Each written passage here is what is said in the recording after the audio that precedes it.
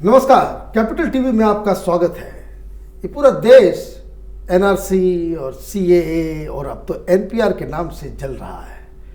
कोई किसी को समझाने के लिए नहीं बचा है और सब अफवाह में जो है भागे जा रहे हैं। तो ऐसे में हमने सोचा किसी एक ऐसे शख्स से हमें बात करनी चाहिए जो फिलहाल जो मॉडर्न मुस्लिम्स हैं, खासकर के जो शिया मुसलमान हैं, उनके रहनुमा है, एक मॉडर्न थिंकर और एक बहुत रैशनल तरीके से चीज़ों को देश के सामने रखने वाले Islamic scholar doctor Kalbe Rizvi साहब।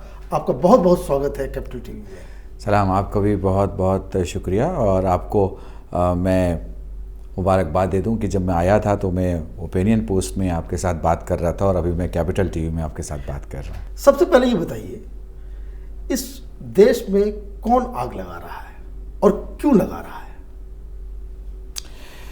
देखिए, झगड़े कहाँ होते हैं? झगड़े जहाँ जहालत होती है, क्योंकि वहाँ इफ़ाम व तफ़हीम यानी समझना और समझाना नहीं रहता, तो झगड़ा होता है। इफ़ाम व तफ़हीम यानी समझना समझाना कहाँ रहता है? जहाँ इल्म रहता है। मुझे अभी तक ये बात समझ में नहीं आई है कि लोग इस तरह से कैसे ये जो नागरिकता कानून जो बदला गया है, ये तो हिंदुस्तान के किसी भी शहरी के ऊपर लागू नहीं होने वाला है, फिर किस बात की परेशानी है? हर वो कानून जो मुल्क के लिए मुल्क में बनता है उस पर अच्छी तरह से सर्च और रिसर्च करना, जानना, समझना बेपनाह ज़रूरी होता है। मसला यहाँ सिर्फ ये है कि दो जहालतें एक जगह जमा हो गई हैं। एक लोगों का कानून ना जानना और दूसरे लोगों का अपनी सरकार को ना समझना। ये दो चीज़ें एक साथ जमा हैं। ना इन्हें आप हाँ सही से समझा सकते हैं, ना आप इन्हें ना सही से समझा सकते हैं। लेकिन ये विरोध तो शुरू हुआ नागरिकता कानून को लेकर के, फिर इसमें आपने पॉलिटिकल पार्टीज ने इसे जोड़ दिया एनआरसी से, फिर उसके बाद सरकार तो पीछे नहीं हट रही है। सरकार का भी रवैया बिल्कुल ही वो एग्रेसिव है। उन्होंने एनपीआर को जो है हरी झंडी दे दी। अब लोग एनपीआर को भी एनआरसी से जोड़ कर देख रहे हैं। कई लोग, कई पॉलिटिकल पार्टीज ये कह रही है कि हम जनसंख्या को वो पूरा नहीं होने देंगे, सेंसस का काम नहीं होने देंगे। और अरुंधति राय जैसे लोग सामने आ रहे हैं, वो कह रहे हैं कि भाई कोई एनपीआर वाला है तो उनको बताना कि मेरा नाम जो है वो कुंफू कुत्ता है और रंगा बिल्ला है। तो क्या इस तरह से ये कहाँ तक जाएगा? ये कब तक रुकेगा? देखिए मनीष भाई, इसमें मैं एक बहुत साफ सी सूरत देख रहा हूँ। कानून अगर मुल्क में बना है और मुल्क वालों के लिए बना है, तो जो जुमला मैंने बड़ौदा में कहा वो जुमला मैं वापस कहना चाहूँगा कि अगर मुल्क के लिए कानून बना है और मुल्क वालों के लिए बना है, तो इसका मतलब यह है कि आपने किसी को शुगर खिलाया तो शुगर तो उसको मीठा लगना चाहिए ना। मगर अगर शुगर मीठा नहीं लग रहा है और फीका लग रहा है तो इसके दो मतलब हैं। या जो आप खिला रहे हैं वो शुगर नहीं है, या सामने वाले की तबीयत ख़राब है और उसके मुंह का मज़ा बिगड़ा हुआ है। चूँकि जब आदमी बीमार होता है तो मुंह का मज़ा बिगड़ा होता है। यहाँ मेरा अपना पर्सनल मानना ये है कि आपने जो कुछ बनाया था, या तो वह आप सही से पहुँचा नहीं पाए या फिर आपने सही बनाया ही नहीं था। क्योंकि एक तरफ आप ये कह रहे हैं कि आपका कोई लेना देना हिंदुस्तान की माइनॉरिटीज़ के साथ नहीं है इस मसले में, नागरिकता कानून में। दूसरी तरफ आप ये कह रहे हैं कि जो आप एनपीआर ला रहे हैं वो पहला स्टेज है, पहला कदम है नागरिकता कानून का। तो मुझे लगता है कहीं ना कहीं सरकार ओवर कॉन्फिडेंस में जा रही है, जो सरकार के लिए ठीक नहीं है। मैं यहाँ दो जुमले फिर कहूँगा, एक हिंदुस्तान के लिए कहूँगा और एक सरकार के लिए कहूँगा। सरकार से ये कहना चाहूँगा कि मैं ये नहीं कहता कि सिप्ला कंपनी गलत है, मगर मैं ये कहता हूँ कि सिप्ला ने जो दवा बनाई है वो रिएक्शन हो रहा है, तो उसमें जो कमियाँ हैं वो दूर की जाए। और मैं हिंदुस्तान से, आपके चैनल के माध्यम से, मैं हिंदुस्तान लफ्ज़ भी इस्तेमाल कर रहा हूँ बार बार। मैं हिंदू और मुस्लिम की बात नहीं कर रहा, मैं हिंदुस्तान से कहना चाहता हूँ कि अगर तू भारतीय है तो डरता क्यों है, और डरता है तो भारतीय क्यों है? क्योंकि ये पॉसिबल नहीं है कि कोई भारतीय हो और वो डरे। और उसके पास कोई सबूत नहीं हो भारतीय बताने का। मैं तो ये कहता हूं सबूत के लिए तो आज ये कोई कत्ल थोड़ी है साहब कि आपको कोई गवाह तलाश करना है, ये कोई चोरी थोड़ी है कि आपको कोई सीसीटीवी कैमरा में ढूंढना है, ये कोई डाका थोड़ी है कि आपको कोई गवाह चाहिए। मैं कहता हूं, मैं बिहार के सीवान जिला के मंदरापाली गांव का रहने वाला हूं, कोई भी थानेदार जाके पूछ सकता है कि मंदरापाली की किस जगह पर कलबेरू शहीद पैदा हुए हैं या नहीं पैदा हुए हैं। लेकिन ये तो अब ऐसा लग रहा है कि कुछ लोगों ने ये जिद पकड़ ली है कि ना हम सर्टिफिकेट दिखाएंगे, ना हम बताएंगे, ना सेंसस होने देंगे।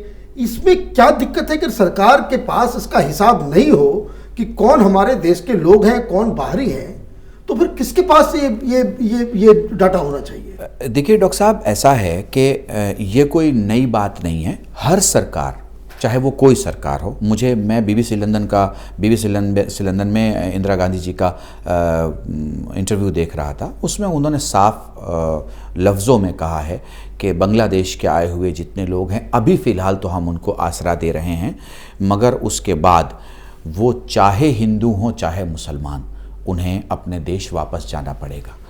जब इंदिरा गांधी ने ये बात कही, उस वक्त हिंदू और मुसलमान को बांट के नहीं कही। इंदिरा गांधी के समय में और अभी के समय में एक डिफरेंस आया है, ये आप भी बात मानेंगे जी, कि पिछले 20-25 सालों में, चाहे वो पाकिस्तान हो चाहे वो बांग्लादेश हो, वहाँ पे जो रेडिकल इस्लामिक जो ग्रुप्स हैं, जो वहाबी ग्रुप्स हैं, जिस तरह से जो वो बाकायदा जो एक कट्टर सोच रखने वाले लोग हैं, उनकी पकड़ समाज में जो है बड़ी है। और जिस तरीके से वहाँ पे माइनॉरिटीज़ के साथ जो है दुर्व्यवहार हो रहा है, दूसरे धर्म वालों के साथ जो दुर्व्यवहार हो रहा है, even with in Islamic community अलग अलग तरह के फॉलोइंग्स वाले को जिस तरह से वो ट्रीट कर रहे हैं, उसमें तो एक चिंताजनक स्थिति बनी है। दूसरी एक और बात मैं कह रहा हूँ कि जो स्थिति अभी पाकिस्तान की, ये पता नहीं पाकिस्तान ये मुल्क रहेगा या नहीं रहेगा। वो ज्वालामुखी के ऊपर बैठा हुआ है, कब वहाँ पे गृह युद्ध शुरू हो जाए, सिविल वॉर शुरू हो जाए, कब ये टूट जाए। तो क्या ऐसे सिचुएशन में हम अपने दरवाजे खोल दें कि सारे लोग आ जाओ इधर, क्योंकि वहाँ से एक्सोडस होगा। क्योंकि आप देखिए जिस तरह से अफगानिस्तान डिस्टर्ब हुआ तो बहुत सारे अफगान भाग करके आ गए पाकिस्तान के अंदर में, उसी तरीके से ठीक पाकिस्तान की भी स्थिति वैसे बन रही है। बांग्लादेश में भी इस तरह से चरमपंथी ग्रुप्स जो है वहाँ पे हंगामा मचा रहे हैं। क्या हमें अफगानिस्तान के एग्जाम्पल से खुद को सीखना नहीं चाहिए? क्या हम ऐसा सिचुएशन, हमको हमारे पास ये पता रहे कि हमारे जो नागरिक, जो हिंदुस्तान में बसने वाले हिंदू, मुस्लिम, सिख, ईसाई जो ओरिजिनल लोग हैं वो कौन है, और वो कोई बाहर से भाग के आ रहा है, तो हमारे पास तो उस तरह के कानून भी चाहिए होंगे, उस तरह की तैयारी भी चाहिए होगी। तो उस लहजे से क्या ये सरकार के इस कानून को हमको अपोज करना चाहिए? देखिए डॉक्टर साहब, इसमें एक मेरी इंडिविजुअल राय होती है। मैं इंडिविजुअल राय मेरी मायने नहीं रखती है। मुझे कम्युनिटी को देखते हुए जब बात करनी होती है तो मुझे इस बात का ख्याल रखना पड़ता है कि मैं जो बोल रहा हूँ उसमें सच्चाई का अक्स है या नहीं है। अगर इस कानून को, यानी इन 3 मुल्कों से लाए जाने वाले शरणार्थियों के लिए जो बात की गई, मैं उसकी बात कर रहा हूँ। अगर इस कानून को सिर्फ ये कह के लाया जाए कि जो कोई भी मजलूम है, ये सरकार जो है वो वचनबद्ध है, या ये सरकार जो है वो वादा करती है अपने आप से कि वो किसी भी किस्म के उन मजलूमों को कि जो वहाँ सताए जा रहे हैं उनको आसरा दिलाने का काम करेगी, किसी को कोई आपत्ति नहीं है। आगे बढ़ जाइए। मान लीजिए थोड़ी देर के लिए कि जैन का नाम लिया, मान लीजिए थोड़ी देर के लिए हिंदू का नाम लिया, मान लीजिए यहूदियत का नाम लिया, मान लीजिए ईसाईयत का नाम लिया, ठीक है, और आपने कहा कि हम इनको जगह देंगे, मुसलमान को नहीं, फॉर एग्जाम्पल, या मुसलमान को आपने नाम ही नहीं लिया, जिक्र ही नहीं लिया। कभी कभी क्या होता है कि आपकी इशारे आप पर भारी पड़ जाते हैं। जैसे आपने इन 5 का नाम लिया, उसका जिक्र लोग नहीं कर रहे हैं, जिसका नाम लिया उसका तस्करा लोग हर जगह कर रहे हैं। मैं इसमें एक गुजारिश करता हूँ कि इस तरह के कानून को बनाने की पहल जो है जी, वो मनमोहन सिंह के समय भी हुई जी। उसमें भी जो लफ्ज इस्तेमाल किया गया जी, वो इस्तेमाल किया गया हाँ, कि पाकिस्तान और बांग्लादेश के माइनॉरिटीज, हाँ, ठीक है, जितने जब भी हाँ, इवन हाँ, आज़ादी के बाद हाँ, नेहरू हाँ। और गांधी के समय की कांग्रेस ने जो रेजोल्यूशन पास किया, हाँ। The word is minorities. ठीक है। तो अगर हम पाकिस्तान और बांग्लादेश और अफगानिस्तान के माइनॉरिटीज की बात करेंगे, हाँ। तो वहां तो मुस्लिम माइनॉरिटी में नहीं है। हाँ, तो वो उसका नाम कैसे आ सकता है? मैं यही चीज़ आपसे कहना चाह रहा हूँ।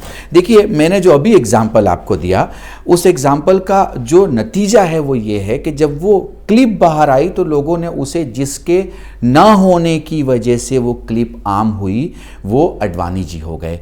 और प्रधानमंत्री थे मगर वो जिक्र नहीं रहा कि साहब वो क्लिप प्रधानमंत्री की वजह से आम हुई। यहाँ भी मुस्लिम नाम ना इस्तेमाल होने की वजह से इस चीज़ पर इतना हल्ला और इतना बवाल हुआ। अब यहीं ज़रा सा मैं आपको ये ठहराना चाहता हूँ और ध्यान दिलाना चाहता हूँ कि सियासत कभी कभी कुछ कमियाँ खुद भी करती है, क्योंकि वो अपनी पार्टी के वोटर्स को इतना ज़्यादा, इतनी जल्दी जमा होने का मैसेज नहीं दे सकते थे जितना उन्होंने एक लफ्ज़ को हटा के या ना बोल के किया है। तो आपको कहने का मतलब ये है कि ये प्रोटेस्ट हो रहे हैं, जो लोग निकल रहे हैं, वो किसी राजनीति का हिस्सा है? मैं इसका उल्टा कह रहा हूँ। मैं कह रहा हूँ कि एक्ट में अगर मुसलमान नाम हटाया गया है, यही राजनीति का हिस्सा हो सकता है। क्योंकि आप मुझे एक बात सोच के बताइए कि ये सारा मामला हुआ क्यों?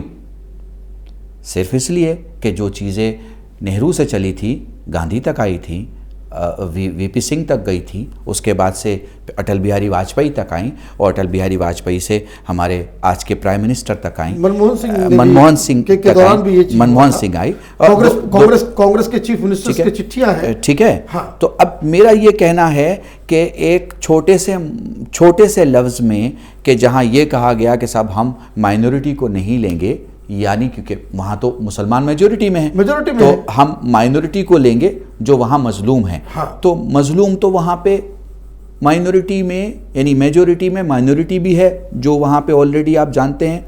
दूसरे, मजलूम का मजलूम होना बहुत इंपॉर्टेंट होता है, उसका मेजोरिटी और माइनॉरिटी होना इंपॉर्टेंट नहीं। फिर इसका मतलब ये हो जाता कि भाई आपने पाकिस्तान और बांग्लादेश के लिए दरवाजे खोल दिए हैं कि जिसके साथ कुछ भी वहां पे दिक्कत हो, जो आ जाए, किसी के साथ कोई मर्डर करके वहां से भागना चाह रहा है, वो कहे कि भाई हमें वहां पे कानून का खतरा है, जान का खतरा है, उसको आप हिंदुस्तान में असलम देना पड़ेगा। फिर तो डॉक्टर साहब, आप ये मानते हैं कि फिर आर्टिकल 14 का अगर वायलेशन हो रहा है तो कांग्रेस ने पिछली सरकार में वायलेशन किया? नहीं, ये मुस्लिम वर्ड जोड़ने से वायलेशन हो जाता।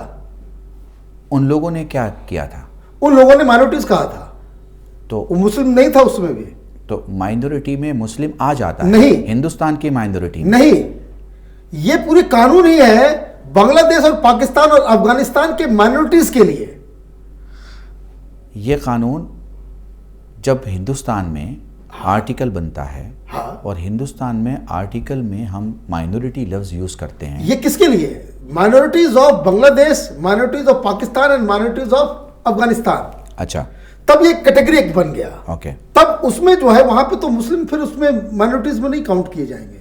ठीक है। तब तो वो काउंट नहीं किए जाएंगे उसमें। फिर मुस्लिम तो मेजोरिटी हो गया वहां का। हाँ, फिर ये रोड पे इतने लोग क्यों?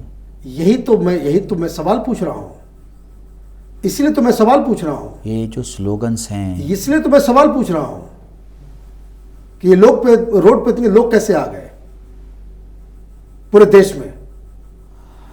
तो फिर मेरी बात बिल्कुल सही है कि सिप्ला बहुत अच्छी कंपनी हो सकती है, मगर ये दवा जिस मरीज को दी जा रही है उसे रिएक्शन कर रही है। नहीं, दवा दी ही नहीं गई है, और खामखा मरीज जो है वो नाटक कर रहा है। आपको लगता है? यस, इतने लाख लोग, मैं बड़ी जिम्मेदारी से कह रहा हूं, हिंदुस्तान में, मैं हिंदुस्तान में कह रहा हूं और बड़ी जिम्मेदारी से कह रहा हूं। आपको लगता है ये सब नाटक है? 100% सिर्फ नाटक है। ये मुसलमानों को गुमराह करने का सबसे बड़ा साजिश किया गया है आजादी के बाद से। मुझे एक बात बताइए, फिर डॉक्टर साहब मुझे एक बात बताइए, मैं आपकी बात, मुझे एक चीज बताइए। हाँ, असम में मुसलमान क्यों नहीं सड़क पे आए? वहां पे सारे कौम के लोग क्यों बाहर आए? वहां का हिंदू क्यों बाहर आया? असम के अंदर में, दिल्ली में हिंदू क्यों नहीं बाहर आए? ये जाफराबाद में क्यों हुआ? ये जामिया में ही क्यों हुआ? रोहनी में क्यों नहीं हुआ? मुझे लगता है कि जुमा मुसलमानों में होती है, और मुझे लगता है कि पुलिस उस इलाके में ज़्यादा लगाई जाती है जहाँ जुमा में लोग जमा होते हैं। नहीं नहीं, जिस दिन बस में आग लगी थी वो जुमा नहीं था, वो बुधवार का दिन था। और जाफराबाद में जिस दिन उसका रिएक्शन था बुध कि का वहां पे election आम आदमी पार्टी ने कर दिया, तो इधर कांग्रेस पार्टी के मतीन अहमद ने काम कर दिया। मेरा एक सवाल है, बताइए। फिर ये लोग जो मारे गए, हाँ, इनके माँ बाप को मैं ये कहूँ कि मजाक मजाक में तुम्हारे बच्चे मार दिए गए? जी हाँ, यही कहना पड़ेगा आपको, यही कहना पड़ेगा। मैं जिस देश को मानता हूँ, यही कहना पड़ेगा। और जिस मैं देश के देखिए, सिपाही मैं आपको बात कह रहा हाँ। हूँ, ये मैं बिल्कुल हकीकत बात में कह रहा हूँ कि कोई व्यक्ति मुझे आज तक ये बता दे कि सीए का हिंदुस्तान के मुसलमान के साथ क्या रिश्ता है। मुझे कोई ये बता दे कि अपने सिपाही की गोली अपने ही सीने पे कैसे लगेगी? क्योंकि उसे पत्थर मारा गया, law and order situation create हुआ है। कितने लोग मारे गए डॉक्टर साहब? हर जगह, हर जगह, हर जगह शुरुआत जो है वो भीड़ की है। लेकिन ये कौन कर रहा है डॉक्टर साहब? यही बात तो मैं आपसे इसलिए तो मैं आपका इंटरव्यू कर रहा हूँ कि ये क्यों हो रहा है, कौन कर रहा है। डॉक्टर साहब, मैं अपने देश की पुलिस पर विश्वास घमंड की हद तक करता हूँ, मगर मेरी आंखों ने जो देखा उसके बाद से मैं हिल गया। ये पूरा आग जो देश में भड़का है वो जामिया से भड़का। जी, जामिया से भड़का। जी। वहाँ पे आज की खबर मैं आपको बता दूं, उसके व्हाट्सएप ग्रुप्स जो वहाँ बने हुए थे, जिसमें पीएफआई के लोग थे, जिसमें अल्ट्रा लेफ्ट स्टूडेंट ऑर्गेनाइजेशन के लोग थे, 100 से ज़्यादा लोग उस व्हाट्सएप ग्रुप में थे, जिसमें सारी कहानी, सारा साजिश खुल के सामने आ गया है कि कैसे पेट्रोल बम लेकर के जाना है, कैसे एसिड लेकर के आना है, कितने लोगों को लेकर के आना है। ये सारा वो व्हाट्सएप ग्रुप का जो है वो टेक्स्ट जो है सरकार के सामने है। किसी स्टूडेंट ने भेजा था? जी हाँ, ये पूरे स्टूडेंट्स के ग्रुप के साथ था। स्टूडेंट्स प्लस पीएफआई के लोग प्लस अल्ट्रा लेफ्ट स्टूडेंट्स। ये पीएफआई क्या है डॉक्टर साहब? ये पीएफआई एक बैंड ऑर्गेनाइजेशन है हिंदुस्तान का, जी, जिसके बारे में कहा जाता है कि पहले सिमी था, वो उसने नाम बदल के पीएफआई रखा, और अब पीएफआई के ऊपर भी बैन लगा हुआ है। जबलपुर हो, लखनऊ हो, मुजफ्फराबाद हो, जाफराबाद हो, या फिर आपका जामिया। ये आप पूरी जिम्मेदारी से कैसे? पूरी जिम्मेदारी के साथ में कह रहा हूँ, सबका एफआईआर हो चुका है, सबके नाम पे, सबके नाम पे एफआईआर है। ये पुलिस की डिटेल्स हैं? ये पुलिस की डिटेल्स है, जिससे बाकायदा एफआईआर बना करके उसको गिरफ्तारी किया जा रहा है। डॉक्टर साहब, मैं पुलिस की इस डिटेल को कैसे मान लूँ? पुलिस ने तो मुजफ्फरनगर में 8 उन बेकसूर बच्चों का नाम भी अपनी एफआईआर में रखा है, जिनकी 9 से 14 साल की उम्र है, और उन्हें इतना बेदर्दी से मारा है। मैं आपसे इस बात से मैं एग्री कर रहा हूँ कि यूपी में खास करके पुलिस ने कुछ ज़्यादा ही कुछ एक्सट्रीम स्टेप्स उठाए हैं उसको कंट्रोल करने के चक्कर में, और वहाँ पे जायज़ हुई है। डॉक्टर साहब, मैं बड़ी जिम्मेदारी से आपके कैमरे पे कह रहा हूँ कि जो भी मौलाई मुसलमान इस देश में रहता है, वो इस देश की ईंट की हिफाजत के लिए अपना सर दे सकता है। ईंट की, जो ईंट फेंका जा सकता है। मैं मिट्टी से भी ऊपर उठ के बात कर रहा हूँ, ईंट के लिए। मेरे पाँव के नीचे से ज़मीन निकल गई डॉक्टर साहब, जो मैंने अपनी आंखों से देखा, और मैं खुद गया, बिना बताए हुए गया। ये मैं कोई आपको स्टोरी नहीं सुना रहा हूँ। मुजफ्फरनगर खाला पार के पास कौन सा वो सिनेमा हॉल है, मैं मशहूर जगह है वो, मैं नाम भूल रहा हूँ, और वहाँ एक मदरसा है, मदरसा इमाम हुसैन। वहाँ के जो मुदीर हैं, बड़े जो उसके प्रिंसिपल हैं, हेड हैं, हुज्जतुल इस्लाम मौलाना असद रज़ा साहब क़िबला, बड़ी शख्सियत है हिंदुस्तान की। खामोशी से उन्होंने बेरोज़गारों को रोज़ी और बहुत सारे दीनी, मजहबी, फरहंगी, समाजी काम किए हैं। मैं बड़ी इज़्ज़त करता हूँ। उनके बेटे भी आलिम दीन हैं, उन्होंने भी बड़ी हिंदू और मुस्लिम मसावात की और मोहब्बत और दोस्ती की बात की है। मुझे 3 बजे पता चला कि उनको पुलिस ने उठाया है। मैंने 3 सवाल किए, चूँकि अब से 10 दिन पहले मैंने मुसलमानों से खिताब में बहुत ख़ास जुमले कहे थे, जिसकी कटाक्ष भी मुझे सुनना पड़ा।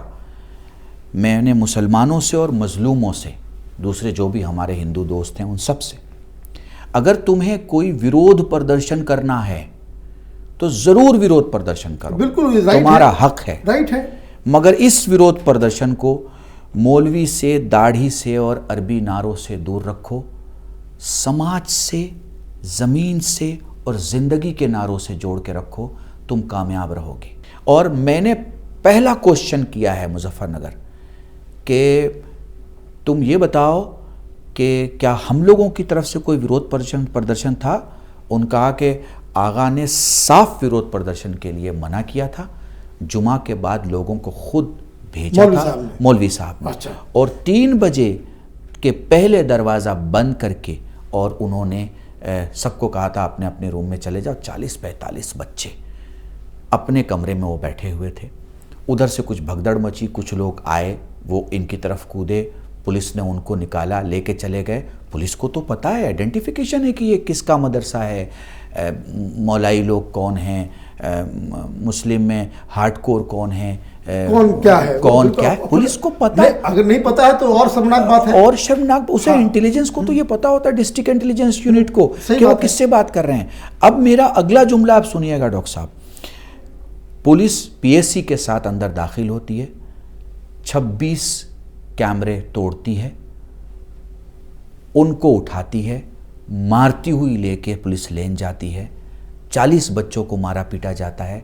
जुमे का दिन है, उन्हीं बच्चों में से कोई एक बच्चा जिसने पुलिस वाले से पिटने और मार खाने के बाद 5 बजे के करीब कहा कि मैं आज रोज़े से हूँ और मुझे पानी अगर पॉसिबल हो अगर आप पिला दें तो वो पलट के कहता है, वो जुमला मैं शायद स्क्रीन पे नहीं बोल सकता, मगर वो उसने बहुत बदतमीज़ी भरे लहजे में कहा कि तुझे तो मैं पेशाब पिलाऊंगा, तू रोज़ा खोल।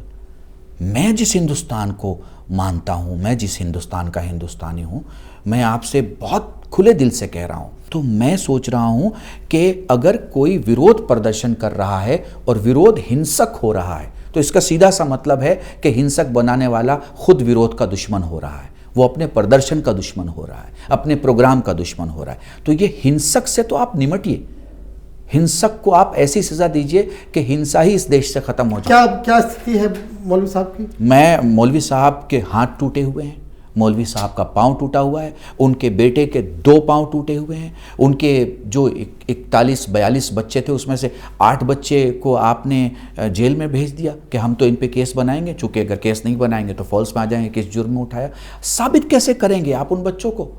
आप उन बच्चों को साबित कैसे करेंगे? 9 से 14 साल के बच्चे मदरसे में, मदरसे का 40 साल का इतिहास है।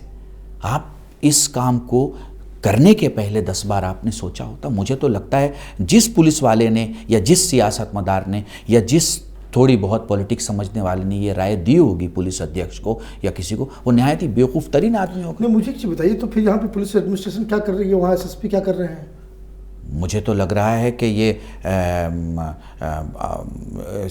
ज़िला मुजफ्फरनगर में सबसे बड़ी दंगाई अगर कोई कौम रही तो वो पुलिस रही।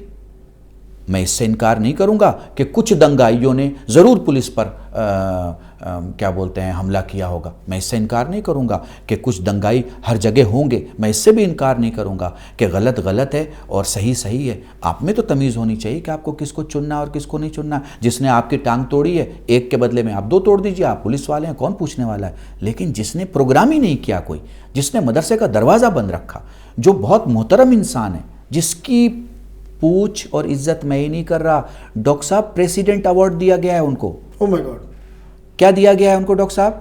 President award. प्रेसिडेंट अवार्ड अरबी लिटरेचर में। तो हिंदुस्तान क्या लोकल पुलिस को ये पता नहीं है कि भाई ये लोग जो जिनके ऊपर आप जो लाठी उठा रहे हैं वो उस तरह के लोग नहीं है जिस तरह से आप समझ रहे हैं? डॉक्टर साहब, यही मैं कहना चाहूँगा, जब बदले की भावना इंसान की आंखों में आ जाए और ओहदे में गर्मी ज़्यादा हो तो यही होता है। नहीं, जैसे मैंने आपको बताया कि यूपी में कई जगहों से इस तरह की खबरें आई हैं कि पुलिस के एक्सेसेस जो है थोड़ा वो ज़्यादा हुए हैं, लेकिन इसमें तो अच्छा नहीं है। ये तो मैं बिल्कुल आपकी बात से जो है वो ये शॉकिंग इंसिडेंट जो मैं सुना हूँ, इसमें तो डिस्ट्रिक्ट एडमिनिस्ट्रेशन को, खास करके एसएसपी को, तो मौलाना साहब के घर जा कर के बाकायदा माफ़ी मांगने की ज़रूरत है, ताकि एक जो ये जो गैप जो बनता जा रहा है उसको पाटना भी एडमिनिस्ट्रेशन का काम होता है, और जहाँ जहाँ गलतियाँ हुई हैं सरकार की तरफ से या पुलिस की तरफ से, वहाँ पे माफ़ी मांगने में कोई हर्ज भी नहीं है। डॉक्टर साहब, मैं आपके प्रोग्राम में सिर्फ इतना आप जानते हैं मैं इन सब चीज़ों में बिलीव नहीं करता, बहुत साफ़ सुथरी बात करता हूँ, लेकिन आपके प्रोग्राम के माध्यम से मैं SSP, SP city of Muzaffarnagar और डीएम से ये कहना चाहूँगा कि याद रखिएगा कि जितना भी ओहदा बड़ा हो उतना झुकाव इंसान की शराफत का और इंसान की इज़्ज़त का पता देता है। इतनी मज़लूमियत और इतनी बेदर्दी के साथ उस आलिम दीन को, उस देश के सेवक को जो प्रेसिडेंट अवार्ड लाया हिंदुस्तान में रहते हुए, जिसने हिंदुस्तान का नाम पूरी दुनिया में रोशन किया, उसको मारा पीटा गया, और उसको अगर न्याय का नाम दिया जाएगा तो हमारे जैसे लोग कभी साथ नहीं खड़े होंगे। आपको बहुत बहुत धन्यवाद कैपिटल टीवी में बात करने के लिए। तो ये थे डॉक्टर कलवेर हुसैन रिजवी साहब, जिनसे हमने बहुत डिटेल में सारी चीज़ में बातचीत की।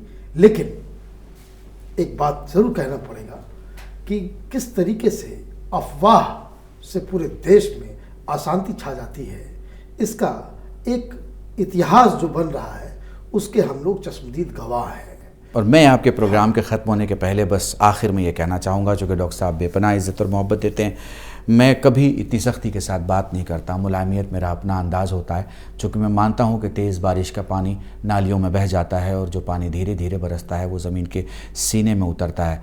मैं इतना ही कहना चाहूँगा उन लोगों से जो कहीं पर बैठकर एहतजाज करना चाहते हैं, अपनी आवाज़ किसी हुकूमत के ख़िलाफ़ बुलंद करना चाहते हैं, हुकूमत के ख़िलाफ़ होना मुल्क के ख़िलाफ़ होना नहीं है। आप ज़रूर हुकूमत के ख़िलाफ़ हो सकते हैं, सरकार के ख़िलाफ़ हो सकते हैं, लेकिन मुल्क के कानून के नहीं। याद रखिएगा, जब आप जमा हों तो मजहबी नारे ना लगाएं, मुल्की नारे लगाएं, चूँकि मजहबी नारे आपको बांटा करते हैं और मुल्की नारे आपको जोड़ा करते हैं। आपका बहुत बहुत धन्यवाद। अगर आपको हमारा वीडियो पसंद आया हो तो इसे लाइक करें, हमारे चैनल को सब्सक्राइब करें और हाँ, बेल आइकन दबाना ना भूलें ताकि आप तक हमारे वीडियो की नोटिफिकेशन पहुंचती रहे। आप अपना सुझाव हमें कमेंट बॉक्स में दे सकते हैं। हमारे साथ जुड़ने के लिए शुक्रिया।